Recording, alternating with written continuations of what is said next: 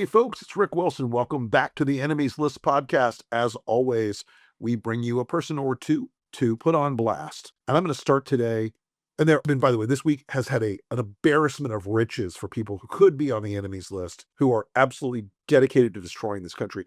But I'm going to lead with two. The first is, of course, Brendan Carr, the current head of the Federal Communications Commission. Brendan Carr, you will not be surprised to find, is the guy who has been pulling the trigger in pressuring ABC, Disney, and other networks now to get in line politically. He has been pressuring networks like CBS to hire a political minder, an ideological overlord who will make sure that the network agrees with Donald Trump's positions. The thing that was really important to me in all of this was that the new owners of CBS came in and said, it's time for a change. We're going to reorient it towards getting rid of bias, to looking at fact-based reporting. They said they're going to get rid of invidious forms of DEI discrimination. At the end of the day, that's what made the difference for us in terms of our review at the agency.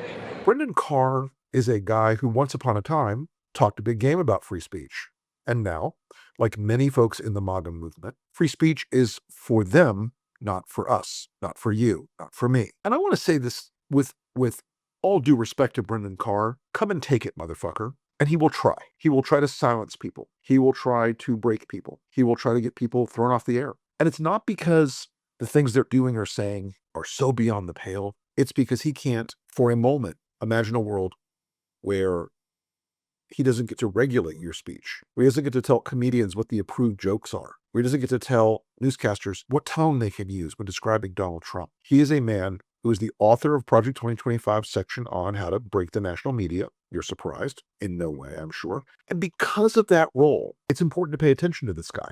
Now, look, he's flown mostly under the radar screen until now. And like the rest of the Trump administration and the Trump regime, he's trying to use the death of Charlie Kirk as a cudgel to beat down the media. You know what? It's working. Believe me, the decision between Carr and Bob Iger and the management of Disney was a really close race. But the management of Disney has an externality. They're wrong to do what they've done with Jimmy Kimmel and beyond. But you at least have an excuse, a framework of an excuse, and that is they're a business. They can't stand up to the government trying to regulate them. If I were in their shoes, what I would have done is hired a whole bunch of pro-MAGA lobbyists and flooded the zone. Trump can be bribed. They should have known that. But Carr is an ideologue now. He's fully in on the shitposting edgelord garbage that defines MAGA. This is not a man who has a serious understanding or interest in what the media does, as long as they're doing it in a way that doesn't make Donald Trump upset. That really is where the country is. And Brendan Carr is the handmaiden of Donald Trump's campaign to have the media broken and obedient. This is one of the reasons that I'm so grateful to be out of the traditional frame in a lot of the stuff that I do. This is one of the reasons I'm really happy to be working in an independent space on Substack, on YouTube. Now, these spaces will come under pressure too from these people. Believe me, they will come under pressure from these people. They will be looking at us next. I think the most important thing anybody in independent media can do right now is to look at people like Brendan Carr and give them a Johnny Cash style middle finger. This is not an area the FCC gets to regulate. They will try, because they are trying to do a very, very quick end run around one of the most fundamental things in this country. If you're the chairman of the Federal Communications Commission, you should have a fundamental, deeply wired respect for the First Amendment. Brendan Carr does not. He believes that speech that offends the president or offends the sensibilities of the Project 2025 crew in the break room should not be permitted, should in fact be punished. They're threatening to arrest people. Come and take it. As I said, this is not how this is going to end, Brendan. There have been some folks in the MAGA movement and some other conservatives who've said, maybe this is a bad idea. Maybe we shouldn't do a massive anti-First Amendment, unconstitutional effort to use the power of the state to crush dissenting voices in the media. Some of these people get it. They understand it. Now, Democrats, I'm going to take a brief digression here. When you take back power, Brendan Carr and Bob Iger and all these people need to be on your early, frequent list of special guests for the House Oversight Committee. These companies that are making these deals with Carr and with the administration and are kissing Trump's ass, they're doing it for financial reasons. If you start dragging their CEOs and Brendan Carr through the public eye and showing these corrupt deals they're making and showing the pernicious nature of the censorship regime that they're installing, there is going to be damage to their shareholder value. They feared Trump would cause their shareholder value to go down. That sort of hearing, done properly with the correct degree of spectacle, is important. You can start dragging them down underwater very quickly. The other thing Carr doesn't understand is that while Sinclair, which is a right-wing slop creation internet or national chain of television stations, and Nexstar, its baby brother that got too much lead paint growing up, they're the people that said, oh, well, Jimmy Kimmel can't come back until we get an apology, and he writes a check to Turning Point. Those people in your local area, Brendan Carr does regulate them. Now, they are ideological allies of Donald Trump. They are far right, both companies. CEOs, both companies. They do run local advertising in your neighborhoods, folks. Find out who your Sinclair station is. Find out who advertises on them. You get a vote too. Markets do work. But Carr is a particularly pernicious figure here, I think in part because he knows what he's doing. He knows that the First Amendment is the only amendment and the only thing in the Constitution that's particularly protected one profession, and that was journalism. That was the free press. He understands what he's doing is both unconstitutional and un-American. If for one moment he thinks that this toolbox that he's opened, though, will close once again when he's done with it, au contraire, my friend. In fact, I suggested sort of flippantly on Twitter today, the next Democratic president should make me the chairman of the FCC, and I will use nothing but the tools that Brendan Carr has decided are good for the country. How do you think Fox is going to go if that happens? There are a lot of ways in which Democrats tell themselves we can never use these terrible tools that the enemy has created. But the only thing that people learn from in politics is pain. Pain is the only teacher. And Brendan Carr, as corrupt as he is, as un-American as he is, as unpatriotic and unconstitutional as this behavior of his is, has not experienced any pain yet. These companies are dealing with Carr, and Carr is using his power to manipulate the markets so these companies can get what they want or be punished and not get what they want. Make sure that American press has been broken and obeys Donald Trump. It really is an astounding story. It really is a very bad sign for the Republic. But I will say one other thing here. The media loves a story about the media, always has. And Trump is very cognizant of this fact. He's very tuned into this particular aspect of media behavior. They love to cover themselves. And this week, and we're going to get to part 2 of this enemies list in a minute. This week, we saw a particular need for Donald Trump to have some noisy things to distract the media because the Epstein file matter this week, because of Kash Patel's ludicrous meltdown in the House and Senate this week, where he went completely off the rails. We'll talk about that in a minute. They needed something as a distraction. They needed something to distract from the weird trip to England where Trump got played like a cheap fiddle in a pawn shop. They manipulated Trump brilliantly. But the through line, while he was over there, they're projecting images of Jeffrey Epstein and Donald Trump on the walls of Windsor Castle. The news is covering Donald Trump and Epstein. The questions are being asked, like, what about Prince Andrew? Trump pretended, I don't know Prince Andrew. It's all part of this 2-track system. If you can't cover up Epstein, you might as well engage in the most fascist oppression of the free press that America has ever known. Even during wartime censorship regimes, there's nothing ever has been as ambitious as what Carr and Trump are doing right now. Brendan Carr is a guy you probably didn't pay a lot of attention to until this week. He's a bit of a gadfly. He's one of these people that has grown up with a fundamental belief deep in his heart that the only thing that really has prevented Republicans from taking or holding power over the generations is that the liberal media is so powerful. Folks, the media is now owned by a large group of Trump-aligned and pro-Trump, pro-MAGA, pro-Republican organizations. QED everything. Brendan Carr is the handmaiden of that, and he's a conspirator in this. And I think when we dig into this, when the Democrats take back the House, Carr's going to have a rough ride. He deserves a rough ride because there's almost nothing I can think of more loathsome, more horrifying, more worthy of being placed in a very high position on the enemies list for a very long time than a fundamental assault on the First Amendment in this country. And Brendan Carr has earned a place on the enemies list. It's a doubleheader this week on the enemies list. And our second entry this week is, of course, Kash Patel. Kash Patel, who is one of the guys in charge of the Epstein cover-up and who is also the single worst FBI director in history. You can include J. Edgar Hoover in that, because at least Hoover, for all his intrusiveness and evil, was at least competent. Patel gave probably one of the most embarrassing, flailing, hissy fit shit show performances in front of both the House and the Senate this week, where he was reduced in the course of trying to cover up the Epstein matter to screaming at members of Congress. It was a sight to behold. I want to play you a couple clips here of the complete meltdown Patel had, because it is spectacular. Remembering your oath to tell the truth, did you ever tell Donald Trump his name is in the files? I have never spoken to President Trump about the Epstein files. Did you ever tell the Attorney General that Donald Trump's name is in the Epstein files? The Attorney General and I have had numerous discussions about the entirety of the Epstein files and the reviews conducted by our team. Did you tell the Attorney General that Donald Trump's name is in the Epstein files? And we have released where President Trump's name is in the Epstein files. It's a simple question. Did you tell the Attorney General that the President's name is in the Epstein files? During many conversations that the Attorney General and I have had on the matter of Epstein, we have reviewed. The question is simple. Who did you tell the Attorney General that Donald Trump's name is in the Epstein files? Yes or no? Why don't you try spelling it out? Yes or no, Director? Use the alphabet. Yes or no? No, A, B, C, Director, D, E, F. it sounds like you don't want to tell us. Did you tell the Attorney General that Donald Trump's name was in the Epstein files? Why don't you try serving your Director, constituency by focusing on reducing violent crime in this country and the number of pedophiles that are illegally harbored in your sanctuary cities in California? I'll work with you on that. Regular order, Mr. Chairman. I'm the lawless gentleman from California. Did you tell the Attorney General that Donald Trump's name is in the Epstein files? The question has been asked and answered. You've not answered it, and we will take your evasiveness as a consciousness of guilt. Stop that. I'm not blaming anybody other than you. You're not keeping your word. You said that you would release all of the materials under your direct control. Has anyone released more information on Epstein than I have?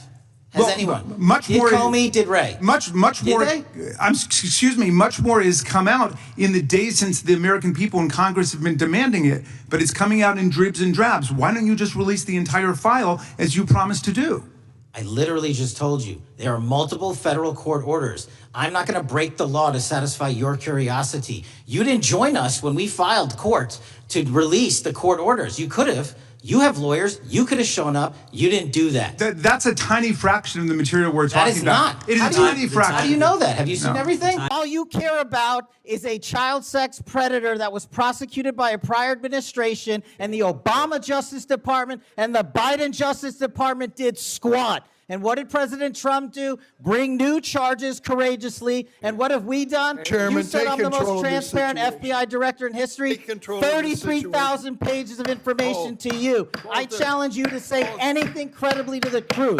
Go ahead and run to the cameras where you want to go now. Both of you be quiet. This is a guy who knows he is part of a cover-up. He knows it's illegal. He believes that Donald Trump will protect him and that his future in the MAGA-verse depends on lying and protecting Trump. I want to explain something to you. There's an interpretation of a lot of folks in the MAGA side of the fence. They're like, well, he's just owning the libs. Everything about this performance made him look more guilty. It made the Epstein matter more obviously corrupt. And very few Republicans were even trying to bail him out. Very few were trying to help him. It was truly embarrassing. Now, listen, guys, I have a theory of the case. I saw my daughter about this the other day. There's a thing that happens when Trump people are in trouble. They either disappear quietly or they try to become more MAGA than MAGA. That's what Patel was doing this week. This is all performance art garbage. The screaming, the insults, the howling. It's to try to make him into a strong, good on TV performer. But he's a bad on TV performer. He's bad on TV. Now, it's not just because he looks like a flounder with a stun gun up its ass with those eyes popping out at every moment, but it's because he looks dishonest. He is a guy whose eyes are rolling around the stage the whole time he's there. He's always got these weird tells, and you understand why. He knew a lot more about the FC matter than he wanted to confess. He got banged by Republicans and Democrats alike in the House and the Senate. This was not a good week for Kash Patel. And it's never a good week for anybody in the Epstein cover-up, okay? Now, a little inside information. You probably read this week, but I've run it down with a couple of my people. The stories that Bondi is trying to get rid of Patel are true. The stories that Patel is trying to get rid of Bondi are true. They are slagging each other with all these MAGA influencers and all these White House players. I'm going to be very curious what Trump's take is on Patel's terrible performance this week. I think he might have been gone already, except for Pam Bondi gave this interview, and even MAGA folks, even MAGA influencers hated it. When even MAGA influencers are pushing back against burning down the First Amendment, and this clip with Pam Bondi was a white-hot political disaster for her. Let's play that clip. There's free speech, and then there's hate speech. And there is no place, especially now, especially after what happened to Charlie, in our society. Do you see more law enforcement going after these groups who are using hate speech and putting cuffs on people so we show them that some action is better than no action? We will absolutely target you, go after you, if you are targeting anyone with hate speech. See? Awful. Just fucking terrible. There's a thing you should recognize about all of the performative nature of keeping your job in the second Trump administration. What is it all about? It's all about keeping Jeffrey Epstein out of the news. It's all about pretending the Epstein matter is behind us. It's all about pretending that there's not a cover-up at the DOJ. It's all about pretending that Pam Bondi and Kash Patel and Todd Blanche and Danny Bong Bong Bond are not involved in a massive cover-up at the DOJ, but they're all involved in a massive cover-up at the DOJ. Everyone knows it. Everyone understands it. Now, Trump went to England this week to try to get away from it. He really needed a pause. He didn't like the Charlie Kirk story, not because Charlie Kirk was killed, but because it took attention off of him. He did like the Charlie Kirk story insofar as it lets him to sort of attack the media, which he's been a major part of this week. But Patel was so bad. Patel was so bad, even the Republican members on the House and Senate committees were barely able to mount any kind of defense of the guy. Barely. They would ask some anonymous or anodyne questions like, "Aren't you fighting crime?" "Yes, sir, I'm fighting crime." Patel's behavior was so juvenile, so over the top, so scenery chewing, so lunatic. Again, if Pam Bondi hadn't screwed the pooch this week on that terrible First Amendment stuff, I think Patel's number would have been up. This is a guy who's on the edge. The funny part about this with Trump is he's having a hard time deciding to fire them or not. We did an ad this week to welcome Donald Trump home from the UK. Let's play that. Oh, it's an old trick. The president in trouble at home goes abroad to change the subject. Nice try, Donald. It's not working. You can't hide from the Epstein files. England fired their US ambassador over his Epstein connections. Was that a hoax? Donald, you'd love to fire people. Pam Bondi said she'd release the Epstein files. So did Kash Patel. So did Dan Bongino. But where are the Epstein files? Why don't you fire them, Donald? Is it that they know too much? Are you afraid they'll talk? Is that why Jeffrey Epstein's child sex trafficker girlfriend was moved to a club fed with yoga classes? Who's trying to keep her quiet, Donald? Ask anybody. Ask the King of England. Everybody wants the Epstein files released. Except you, Donald. Now, why is that? Trump knows he's on thin ice. Any one of the three of them get fired and talk, bad mojo. I think he should be more worried about the 1,000 FBI agents that he had reviewing the files, but that's just me. But if any one of the three, if Bongo or Pam or Kash says, "Screw it, I'm done," bad outcome for Donald. Very, very bad.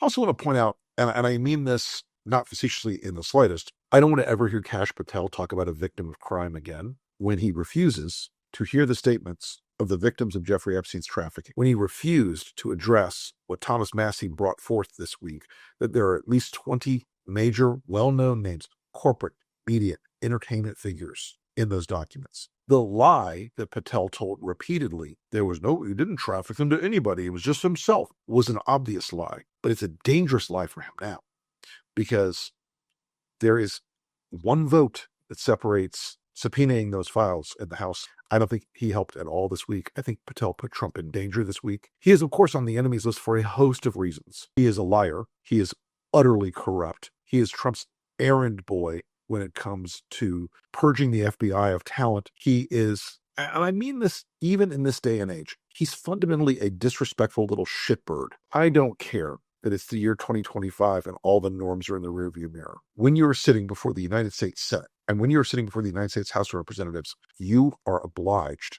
as a member of the government to show deference and respect. Patel thinks he's still on a fucking podcast. He screwed up the investigation of Charlie Kirk's killer. Absolutely screwed the pooch. Said twice that we had somebody in custody when we didn't. He had fired the Salt Lake City FBI chief a few weeks before. The family turned the guy in. It wasn't the FBI or the cops. The family turned him in. The whole thing was a disaster. Patel is on thin ice, but until he gets off that thin ice and falls through, he's on the enemies list. Thanks for listening to the Enemies List podcast today. We appreciate everybody who tunes into any of the Lincoln Square family of podcasts, the Lincoln Project podcast, the Enemies List, Elephant in the Room. You can also catch us streaming every Tuesday on the Strategy Session on Lincoln Square. You can catch us on the Breakdown on Thursdays, and you can catch me also on Fridays with Behind the Numbers with the Wilsons, where my son Andrew and I, who is a brilliant young pollster, tear apart what's happening to Trump's numbers. Folks, we'll see you again next time. Thanks again so much. We'll talk to you soon.